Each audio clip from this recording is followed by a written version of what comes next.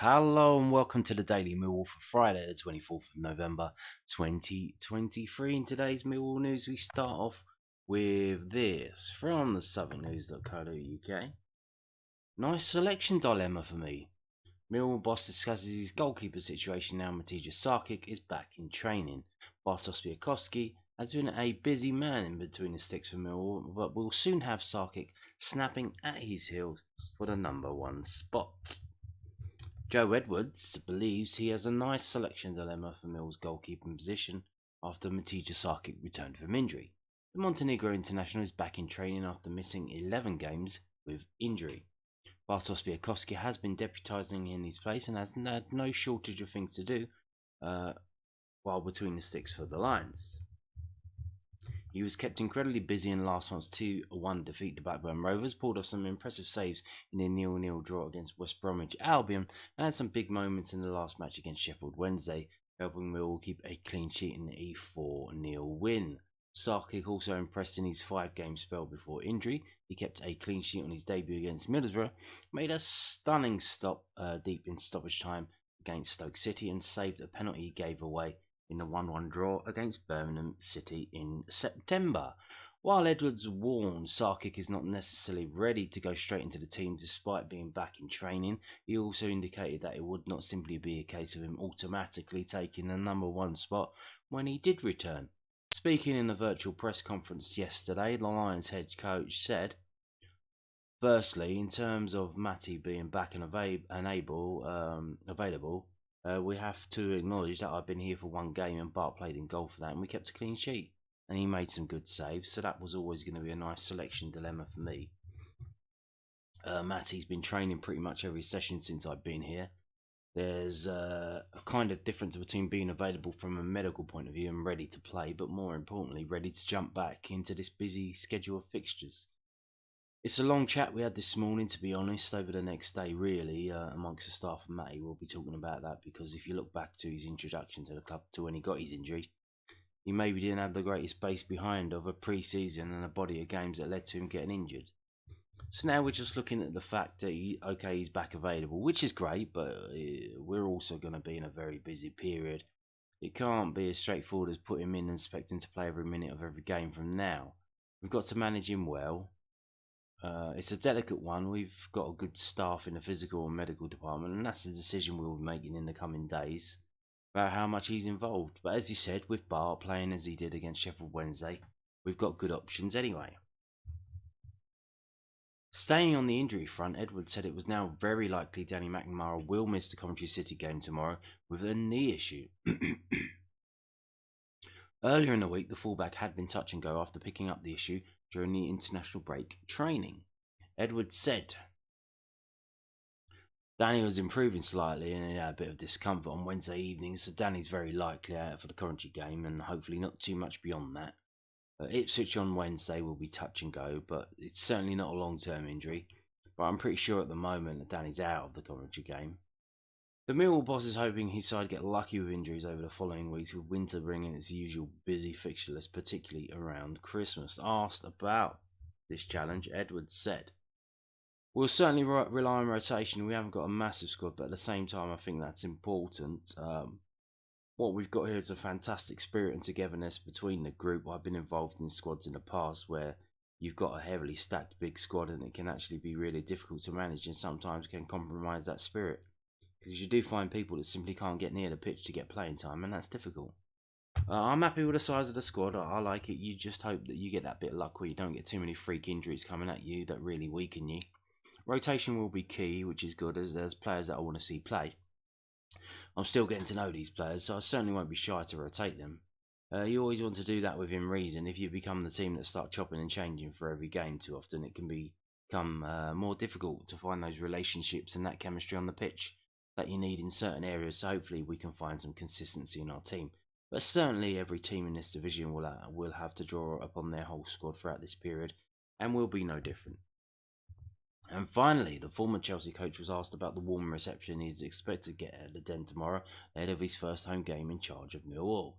He said, for me personally, I can't lie. If I come out of the Den at my new club and get a fantastic reception with all my family there in the stand, That will be a really special and proud moment for me, and a day that hopefully I'll never forget. The most important thing is I've been part of days like that before, not aimed at me personally, where even that feeling of excitement it can get that transfer.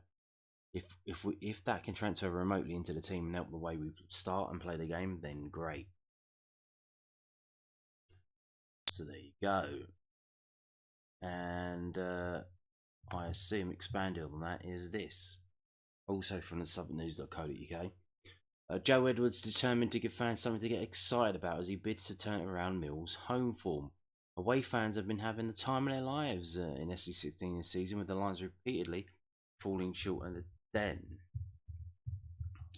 Joe Edwards is determined to give Mill fans something to get excited about in his bid to turn around the dreadful form at the Den. The new head coach takes charge of his first home game on Saturday against Coventry City, and trying to cure the Lions' SC16 wobbles will be one of the main tasks on his agenda. Mill have lost 3 of their last 4 at the Den, have only 2 victories from 9 games there this season, and have the 3rd worst home record in the Championship. Alora. Edwards said while he could not be sure what the issue was, he was keen to put a stop to it as soon as possible. He told the news at Den, "I did a lot of analysis about the team and the style of play and structure, but in terms of digging deeper or understanding the feeling and what's been going on at Den, it's hard to comment when you're not part of something. But what I do know is that every team in sport wants their home ground to be somewhere they can rely on for results and where they can put in dominant performances. Every team in sport will want it to feel like that, but certainly when you're a team like Millwall with a fan base that we have, and you're able to create the feeling that we can create at the Den on a certain day with a certain type of performance, it has to be a target for us, and we need to get back to that quickly. From Thursday onwards, it will start all becoming geared towards Saturday, and that won't just be a mentality thing. It will be linked to how we play as well.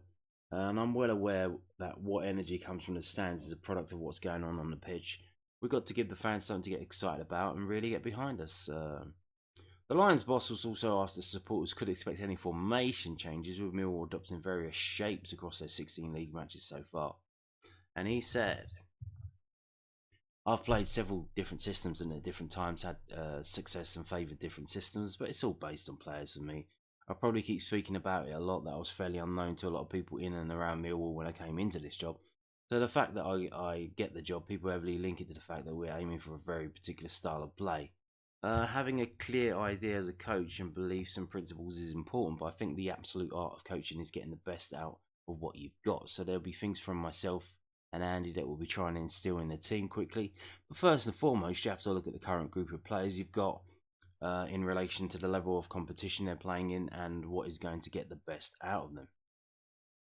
And at the moment, with how we want to play and who is fit and available, I just felt the 4-2-3-1 gets enough players and attacking players on the pitch and gets Zion in a position where he can be effective. And that's not to say we'll be 4-2-3-1 for every game for the rest of this season. We'll gauge it as we go." So it seems Joe Edwards is building the team around Zion Fleming. Hopefully that will get the best out of him. Now, moving on to this. Jake Cooper interview with the South London Press, the londonnewsonline.co.uk. Jake Cooper intent on backing up Mill's dream start under new head coach Joe Edwards. Jake Cooper is ready for the second match under Joe Edwards after the head coach's tactical changes worked a treat for Mill before the international break. The Lions heading to tomorrow's afternoon's home game against Coventry City hold the back of a confidence-boosting 4-0 thumping of Sheffield Wednesday. If Mill can end their wait for a home victory, which stretches back to September the 20th, it could be enough to lift them into the top half of the table. Cooper, who has skippered the Lions in the absence of Sean Hutchinson, has enjoyed Edwards' opening weeks in the hot seat. Since the gaffer came in, he's made it clear he wants to change our philosophy and how we play, the former Reading centre-back told the South London Press. That's been exciting and a new challenge. You couldn't ask for a better start, beating Sheffield Wednesday 4-0. I don't think I've ever won 4-0 for Millwall. These things don't come around often. The Lions performed perfectly. We're looking to improve on the last match, which will probably be difficult, but we want to back it up. We need to get our home form back on track. It's as simple as that. We had 3 days training with a gaffer before the match, so it wasn't anything massive that was changed. It was about being more composed on the ball, finding the short passes and having more players available to pass to. And that's what he touched on. and having players around you when we build up. So that we got those passes that are options. You saw it at the game in Sheffield where there were more players dropping down, and we created a natural shape of a back six to try and build through possession. He made it clear that Sheffield Wednesday were going to have more of the ball than us. They play a lot more expansive style than we plan to play.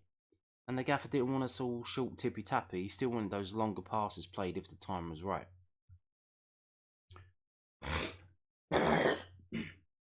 It's a tiny change in mentality with everyone on the same page. It should be pretty straightforward.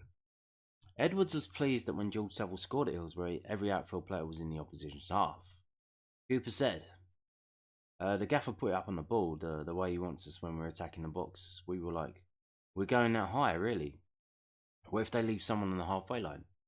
But it makes total sense to drop in where their striker goes to stop the out ball into them. Even more importantly, it pushes our midfielders on to stop them regaining the ball on the edge of the box and starting their counter-attacks from there.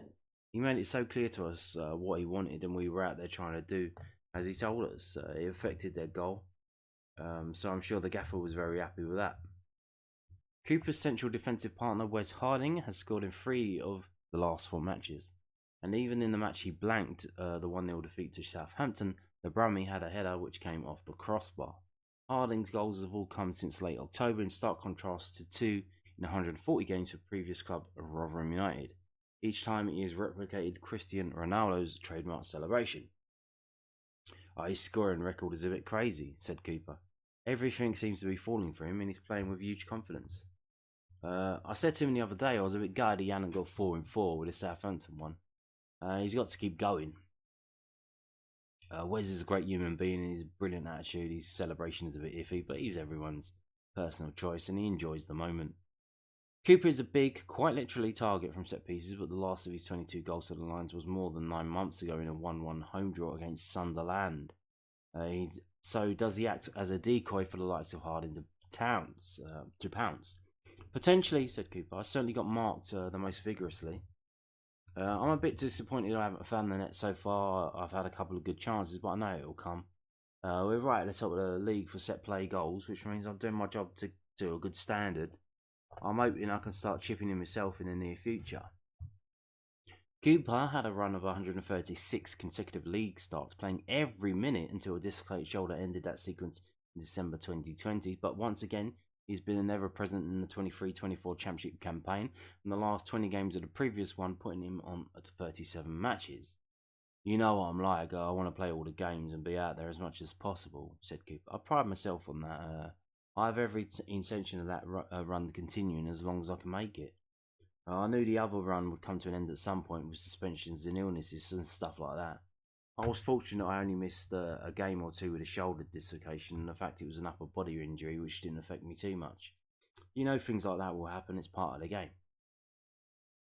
Nearly all of Cooper's 317 Millwall appearances have been under 2 managers, Neil Harris and Gary Rowett. Oh, it's mad, said Cooper. I've been here 7 seasons, and when I was at Reading I had 4 or 5 bosses in the 2 or 3 years I had in the senior team. It's been so well structured here that managers stick around. The owners and the Berylson family always support the manager that they pick. It was a bit of a shock when Gary decided to leave. I didn't see that coming, but I spoke to him and it seemed very clear that it was his decision and he felt his time was up. It was time for us to move on and focus on getting as high up as the league as we can. Gary did a fantastic job. We've probably been an up and down club between League One and the Championship. We have kind of set ourselves now in this league, although it never really feels settled in the Championship. If you look at the league finishes, it shows he's brought the club on a big way from where it was. I'm sure he'll be proud of what he's given to the football club. There you go. Jake Cooper, everyone. Now, moving on to previewing the game by first looking at Saturday's match sponsor, Service Graphics. Service Graphics. Today's match sponsor. Please introduce yourself and your company. Mike Hollyoak from Service Graphics. If your company could liken itself to a Millwall player, who would that be? Teddy Sheringham. As we provide a slick service for the whole team, we are dependable, reliable and score top marks more often than not. How long have you followed Millwall? I've been a supporter for many years and Surface Graphics has been providing services to Millwall under numerous guises for the past 30 years. Do you remember your first experience at your first Millwall game? When was this? My first home game was at our old den 1972 won 2-1 against Nottingham Forest. How can Millwall supporters benefit from your company's services? We provide print and design services from large format signage to small format digital printing, scan, print, and copy. We cover every service nationwide. And you can visit Service Graphics website at servicegraphics.co.uk. So there you go. Moving on to the Saturday's matchday mascots. 1 second.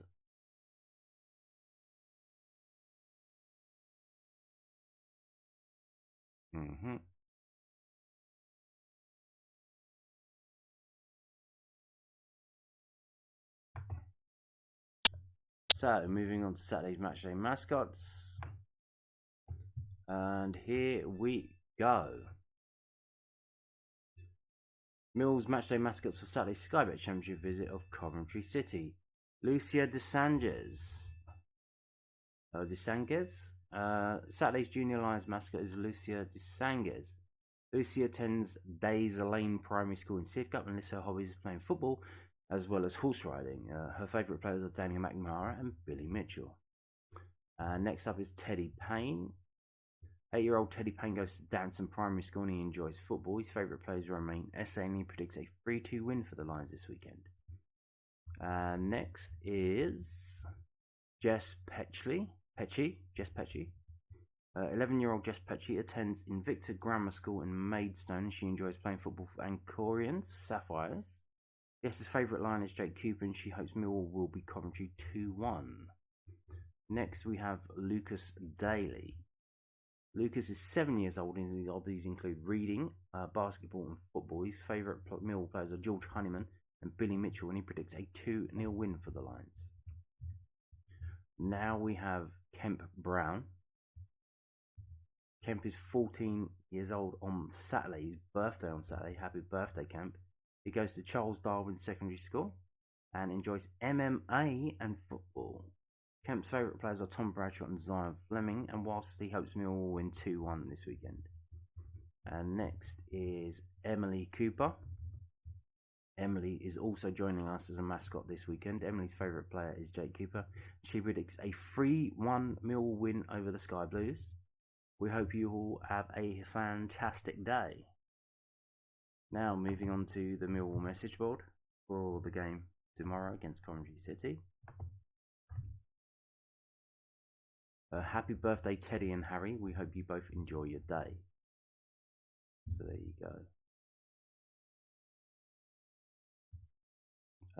Rest in peace Tony Hayes, who sadly passed away on the 30th of October 2023, aged 66. Tony started coming to Millwall with friends at the age of just 10 years old.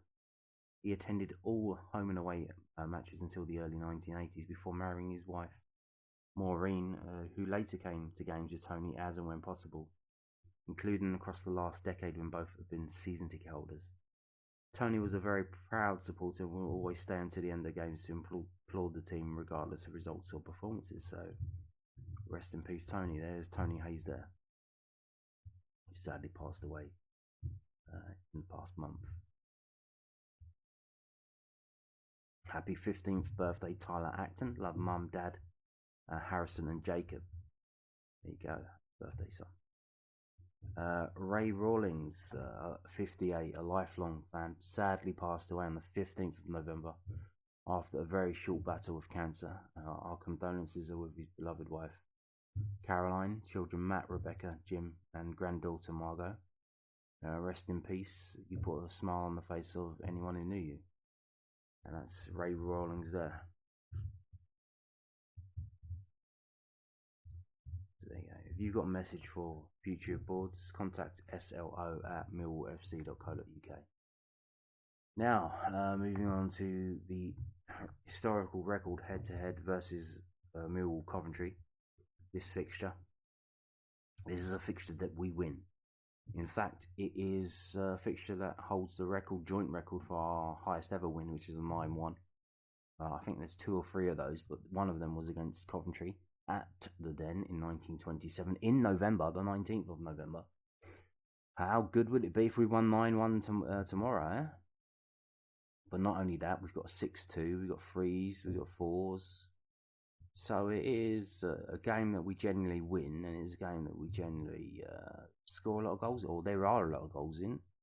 We can score a lot of goals in them. There's a game there, 1946, that we lost 5-3. That was also this in November, 2nd of November.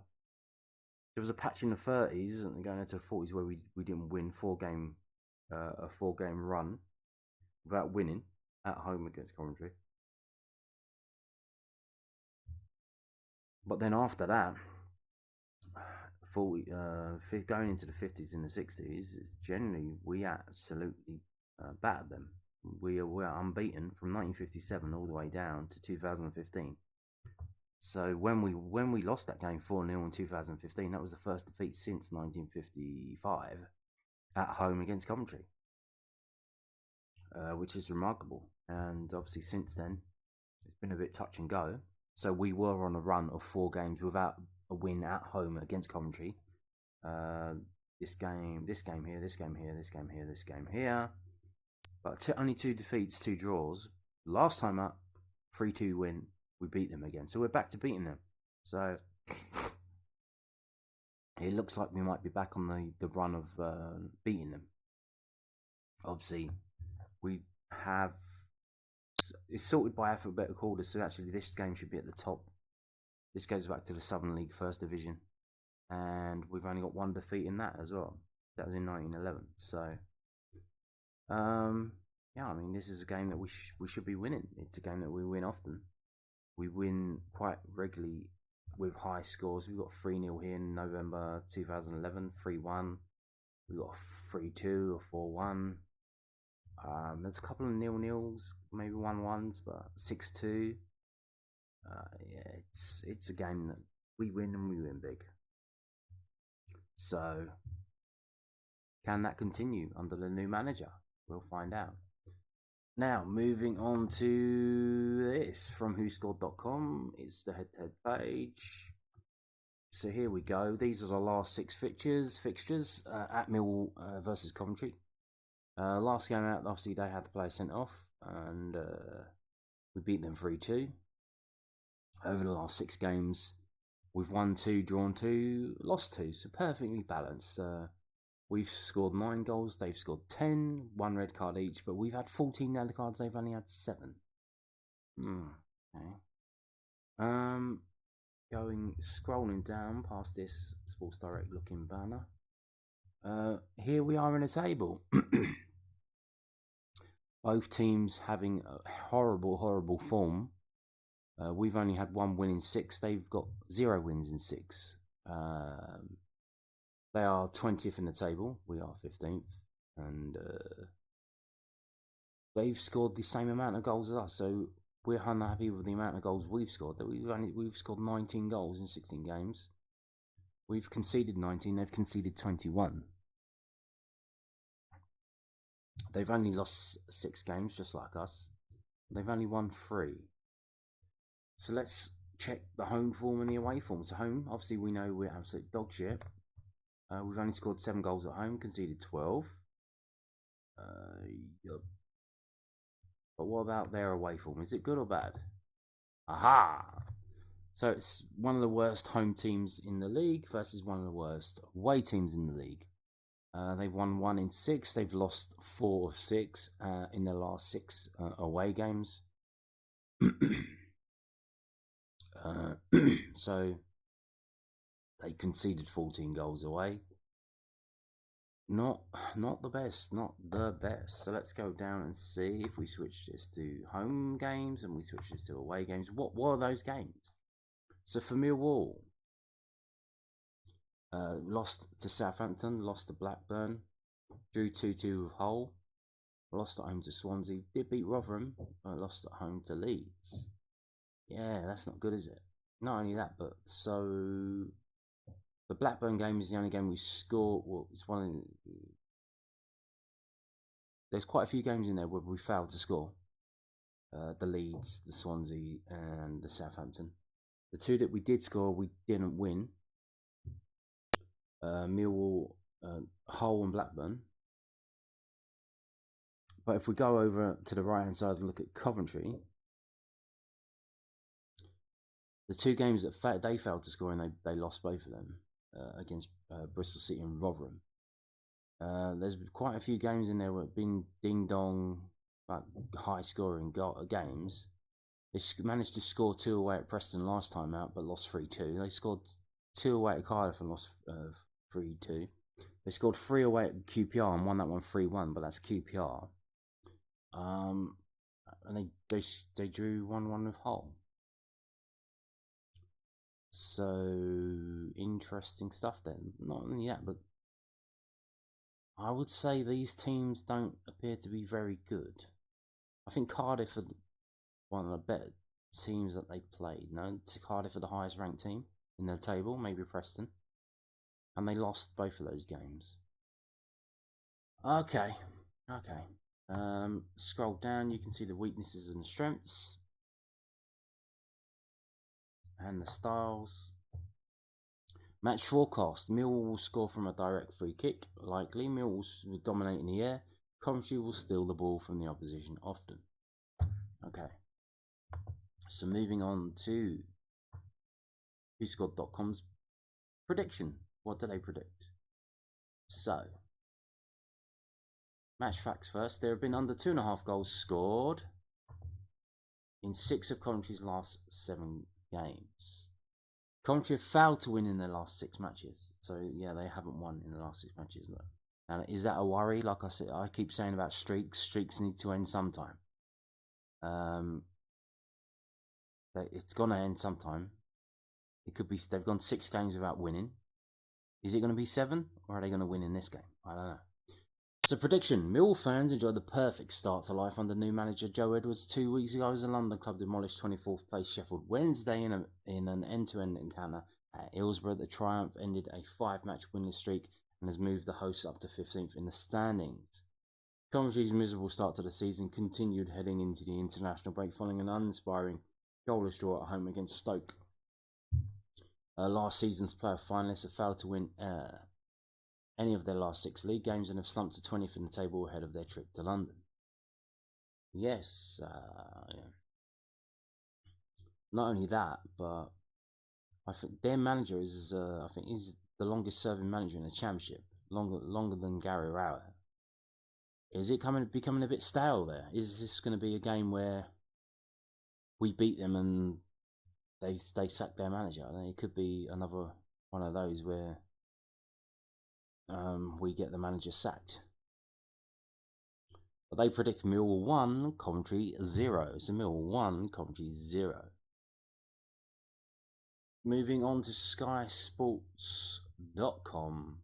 David Prutton predictions for the Championship games this weekend. Where will we be? Probably right at the bottom.